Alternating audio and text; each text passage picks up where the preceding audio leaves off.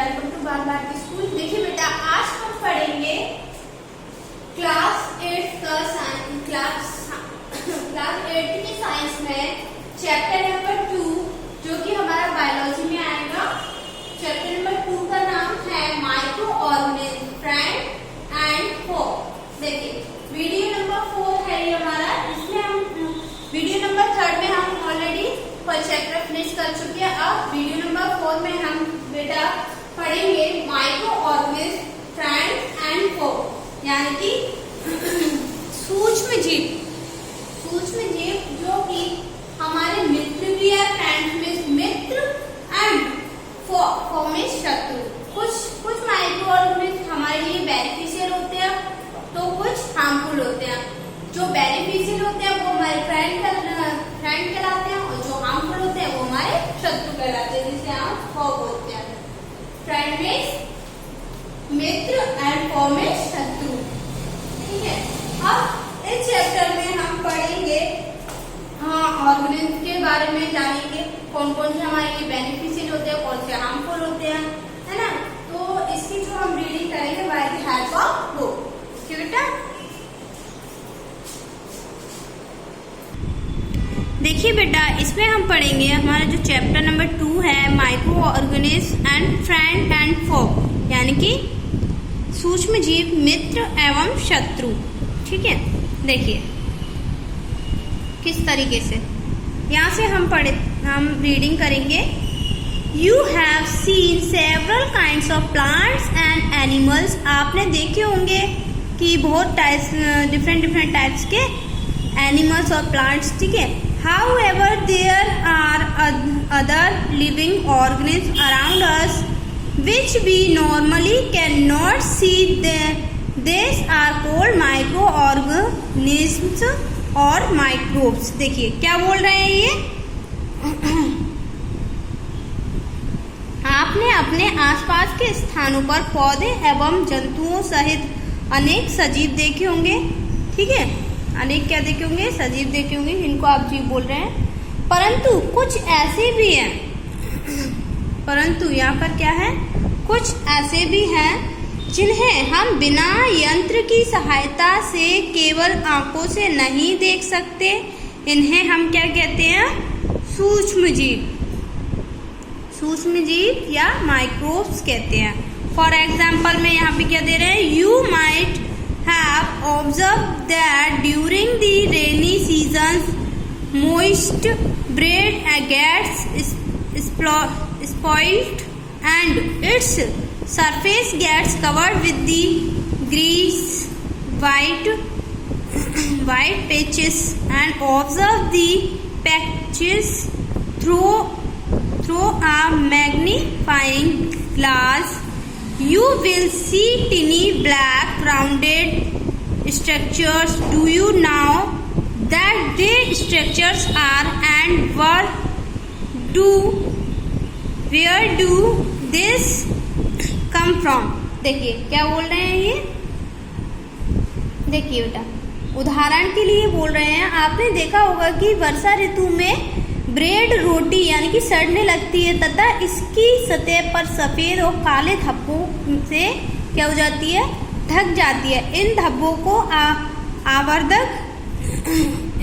को आवर्धक लेंस की सहायता से देखिए, आपको काले रंग की गोल सूक्ष्म संरचना यानी कि स्ट्रक्चर दिखाई देगी। क्या आप जानते हैं कि यह संरचना क्या है, यह कहाँ से आई है?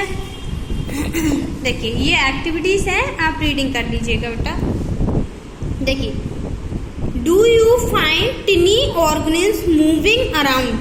क्या आपको सूक्ष्म जीव गति करते हुए दिखाई दे रहे हैं? देखिए हम यहाँ पे पढ़ेंगे। These observation show that water and soil are full of tiny organisms, though not all them fall into the category of microbes. These microorganisms or microbes are so small in the size that they cannot be seen without unaided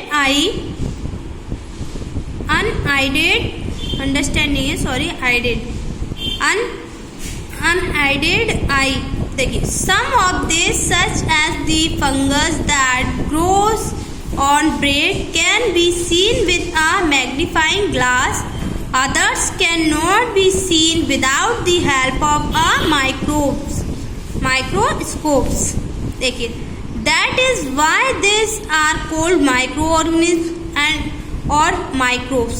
देखिए क्या बोल रहे हैं यहाँ पर, देखिए इन प्रेक्षेपणों यानी कि एक्टिविटीज से आप पता चलता है कि मिट्टी एवं पानी में अनेक छोटे छोटे यानी कि सूक्ष्म जीव माइक्रोऑर्गेनिज्म जीव क्या है उपस्थित रहते हैं। और सूक्ष्म जीव इतने छोटे होते हैं कि उन्हें बिना यंत्र की सहायता से नहीं देखा जा सकता। इनमें से कुछ जैसे कि ब्रेड पर उगने वाले कवक, ठीक है, को आवर्धक लेंस की सहायता से देखा जा सकता है, जबकि अन्य बिना सूक्ष्मदर्शी की सहायता से दिखाई नहीं देते हैं। यही कारण है कि इन्हें सूक्ष्म जीव कहते हैं। ठीक है बेटा, देखिए अब सूक्ष्म जीवों को 4 मुख्य भागों में यहाँ पे बांटा गया है। देखिए, micro organism are classified into 4 major group. This groups are, वो कौन से 4 ग्रुप हैं जिनमें इनको डिवाइड किया गया है? बैक्टीरिया, फंजी यानी कि fungi, protozoa and some algae. Some of this common micro organism are show in page number 21 to 24 पे आप देखिएगा। देखिए, अब हम पढ़ेंगे वायरस के बारे में। Virus are also microscopic but are different from other micro organism. They however reproduce only inside the cells of the host organism, which may be a bacterium, plant and animal. Some of the viruses are shown in figure 2.5 में आप देखिएगा, आप पे वहाँ पे कुछ bacteria दिखा रहे हैं। देखिए, common ailment like cold, influenza जिसको हम फ्लू बोल रहे हैं, and most cough are caused by virus. आपको ज़्यादातर सर्दी जुकाम किससे होता है? वायरस से। देखिए, serious disease like polio and chicken pox are also caused by virus. ये किससे होती है? आपको चिकन पॉक्स और वायरस, ये किससे होती है? चिकन पॉक्स और पोलियो देखिए वायरस से होती है। ये किसके द्वारा फैलती है? वायरस के द्वारा। डिजीज लाइक डायनेस्टी and malaria are caused by protozoa. जो आपका मलेरिया है वो किससे आपको फैलता है? प्रोटोजोआ से। देखिए, प्रोटोजोआंस वेरियस टाइफाइड एंड ट्यूबरक्लोसिस, जिसको आप टीबी बोल रहे हैं, और टाइफाइड आपको चूस होता है। देखिए, आर बैक्टीरिया डिजीज। ये टाइफाइड और जो है ट्यूबरक्लोसिस वो कौन सी डिजीज है? ये बैक्टीरिया के द्वारा फैलने वाली। देखिए, बैक्टीरिया के द्वारा देख लिया हमने, वायरस के द्वारा देख लिया और प्रोटोजोआ के द्वारा भी हम देख चुके हैं। ठीक है बेटा, अब देखिए, you have learn about some of this microorganism in class 6 to 7। आप 6 और 7 में कुछ क्लासों में देखिए देख चुके हैं, ऑर्गेनिज्म के बारे में आप जान चुके हैं, पढ़ चुके हैं। देखिए, यहाँ पे फिगर नंबर 2.1, इसमें बैक्टीरिया किस स्ट्रक्चर में आपको दिखाई देते हैं? देखिए, ये रहे पानी में, ये पानी के जैसे कलर के हो जाते हैं। ये आपको माइक्रोस्कोप की सहायता से ही दिखेंगे, क्योंकि ये बहुत ही छोटे होते हैं। एल्गी ये देखिए ग्रीन, जिसको आप काई बोलते हैं, काई लग गई ग्रीन कलर की, वो जी एल्गी है। अब देखिए, अमीबा एंड प्रोटोजोआ, ठीक है, पैरामेशियम यहाँ पे दिया हुआ है। अब ये देखिए यहाँ पे ब्रेड मोड, ये ब्रेड मोड पे हो जाते हैं ग्रीन कलर के। और ये पेनिसिलियम, ये है आपका एस्परजिलस। ठीक है, ये सारे किस वैरायटी के? ये फंगी हैं, जिनको हम बोलते हैं फंजाई, वो हैं ये। और एल्गी आप ऊपर देख चुके हैं। आप देखिए यहाँ पे स्ट्रक्चर्स। वायरस, ये वायरस का स्ट्रक्चर है, आपको दिख रहा होगा। हाँ, जो कोरोना वायरस चल रहा है वो भी सेम टू सेम ऐसे ही दिखता है, लेकिन इसमें थोड़ा कम है। कोरोना वायरस में कुछ ज़्यादा ही है। ये जो आपको लेग्स दिख रही है ना, ये अब देखिए, where do micro organism sleep, यानी कि देखिए क्या बोल रहे हैं ये, सूक्ष्म जीव कहाँ रहते हैं। ठीक है, आपके माइक्रो ऑर्गेनिज्म कहाँ रहते हैं। Micro organism may be single cell like bacteria, क्या बोल रहे हैं, सूक्ष्म जीव एक कोशिकीय हो सकते हैं जैसे कि विषाणु और सम एल्गी, जिनको आप शैवाल बोलते हैं, and protozoa for multicellular such as many algae and fungi, they live in all types of environment ranging from ice cold climate to hot springs and desert to marshy lands. They are also found inside the bodies of animals, include humans. Some organisms grow on other organisms while others extinct freely. देखिए बेटा क्या बोल रहे हैं यहाँ पे, अथवा बहुकोशिकीय जैसे कई शैवाल एवं कवकीय बर्फीली शीत से उष्ण यानी कि गर्मियों में आप बोल सकते हो स्रोतों तक हर प्रकार की परिस्थिति में जीवित रहते हैं। यह मरुस्थल एवं दलदल में भी पाए जाते हैं। यह मनुष्य सहित सभी जंतुओं के शरीर के अंदर भी पाए जाते हैं। कुछ सूक्ष्म जीव दूसरे सजीवों पर आश्रित होते हैं, जबकि कुछ अन्य स्वतंत्र रूप से पाए जाते हैं।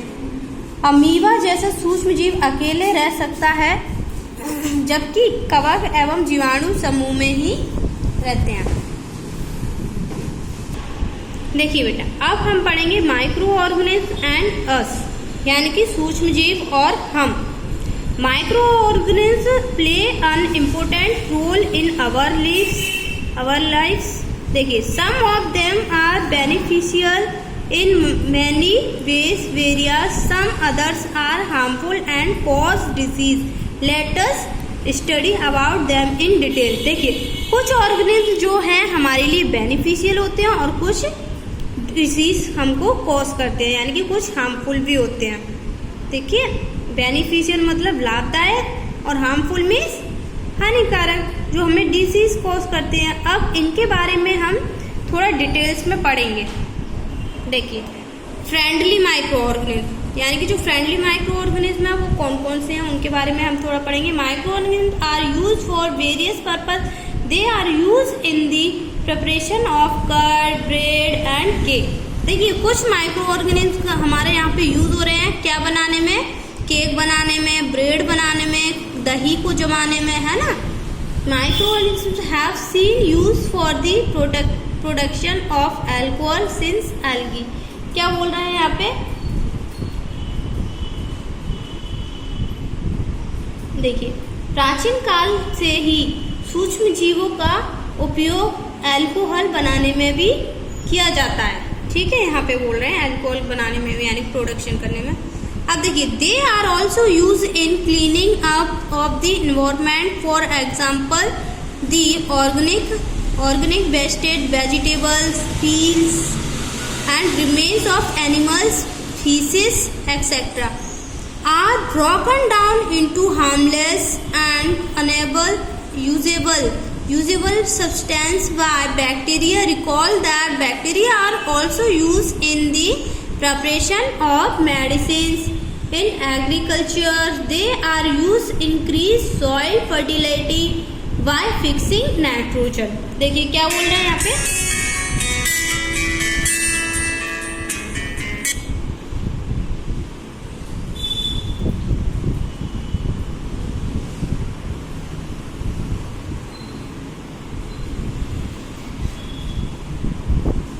बेटा क्या बोल रहे हैं यहाँ पर, ये पर्यावरण को स्वच्छ रखने के लिए भी इनका यूज किया जाता है माइक्रो ऑर्गेनिज्म का। देखिए, ठीक है, उदाहरण के लिए कार्बनिक अपशिष्ट, सब्जियों के छिलके, जंतु अवशेष, विशिष्ट इत्यादि। फॉर ETC आप जिसको बोल सकते हैं। अपघटन जीवाणुओं द्वारा किया जाता है तथा हानि रहित पदार्थ बनते हैं। स्मरण कीजिए, जीवाणुओं का उपयोग औषधि यानी कि मेडिसिन उत्पादन यानी मेडिसिन प्रोडक्शन एवं कृषि में मृदा की उर्वरकता में वृद्धि करने में भी किया जाता है, जिससे नाइट्रोजन स्थिरीकरण होता है।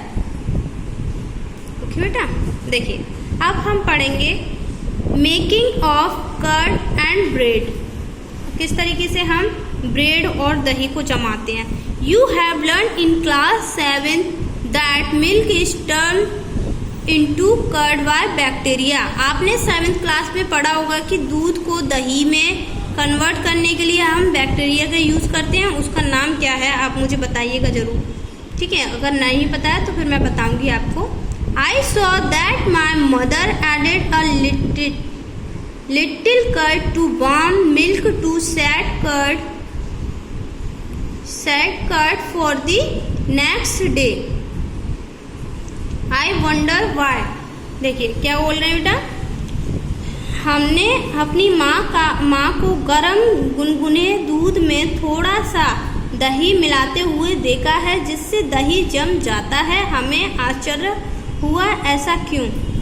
किसने बोला? पहेली ने। अब देखिए इसका आंसर है curd contain several microorganism of this bacterium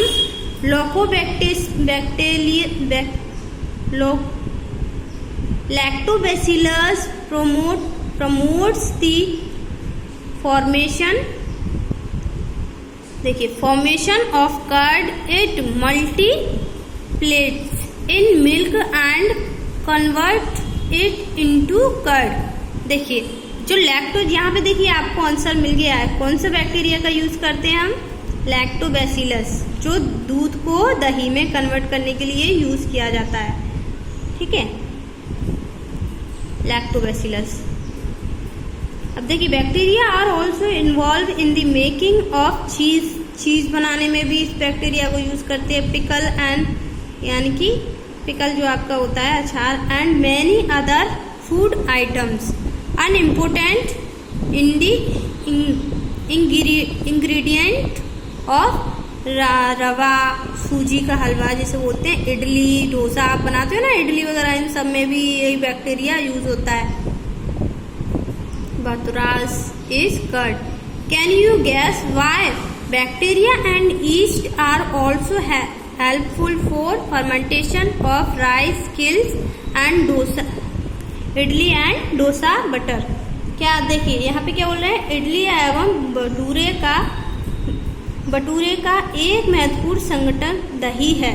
क्या आप अनुमान लगा सकते हैं कि ऐसा क्यों होता है? जीवाणु एवं ईस्ट चावल के आटे के किण्वन में सहायक होते हैं, जिससे इडली एवं डोसा बनता है।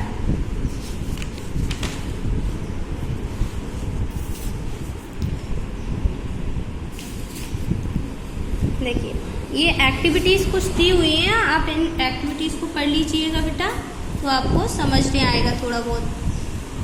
अब देखिए east reproduce rapidly and produce carbon dioxide during respiration. Bubbles of the gas fill the duct and increase its volume.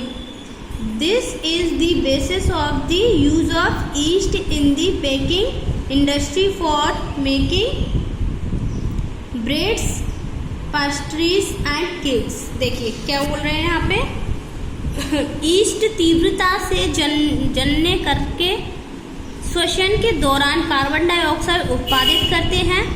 कौन करता है? ईस्ट, ठीक है बेटा। और गैस के बुलबुले खमीर वाले मैदे का आयतन बढ़ा देते हैं, ठीक है। यह बेकिंग उद्योग में ईस्ट के उपयोग का आधार है, जिसमें ब्रेड, पेस्ट्री एवं केक बनाए जाते हैं। अब देखिए सूक्ष्म जीवों के बारे में पढ़ेंगे हम। देखिए commercial use of micro organism, क्या बोल रहे हैं? Commercial use of micro organism. देखिए यहाँ पे हम रीड करेंगे, और micro organism are use for the large scale production of alcohol, wine, acetic acid, vinegars. Yeast is used for commercial production of alcohol and wine. For this purpose, yeast is grow on natural sugars present in grains like barley, wheat, rice and crushed fruit juice etc. क्या बोल रहे हैं? बड़े स्तर पर alcohol, शराब एवं acetic acid के उत्पादन में सूक्ष्मजीवों का उपयोग किया जाता है, जो गेहूं, चावल, ठीक है, गेहूं, चावल एवं फलों के रस में भी उपस्थित प्राकृतिक शर्करा में ईस्ट द्वारा अल्कोहल एवं शराब का उत्पादन भी किया जाता है।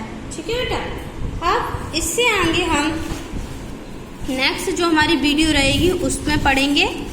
ठीक है, काफ़ी बड़ा है ये चैप्टर, 2-3 वीडियो में कंप्लीट हो जाएगा।